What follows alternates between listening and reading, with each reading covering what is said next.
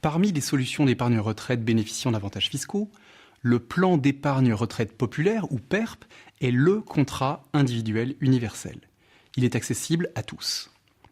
Créé en 2004, ce produit mal né et mal vendu a bénéficié d'améliorations majeures qui en font aujourd'hui une solution extrêmement performante.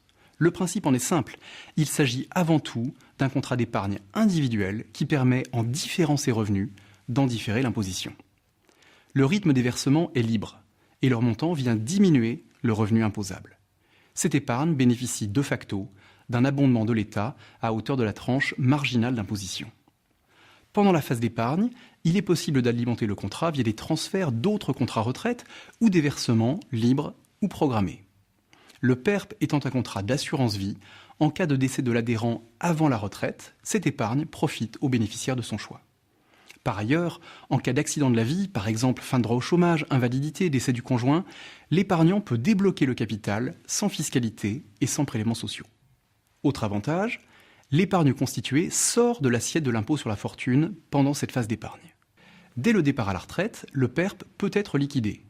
Depuis le 1er janvier 2011, 20% de l'épargne accumulée peut être récupérée sous la forme d'un capital faiblement fiscalisé. Les 80% restants sont convertis en revenus viagers, soumis à l'impôt sur le revenu. Une exception à cette règle. 100% du capital est disponible en cas d'acquisition de la résidence principale à 2 conditions. Avoir dépassé l'âge de la retraite, ne pas avoir été propriétaire dans les 2 ans qui précèdent. Malgré tous ces avantages, et parce qu'il s'agit avant tout d'un différé d'imposition, ce contrat n'est pas considéré comme une niche fiscale.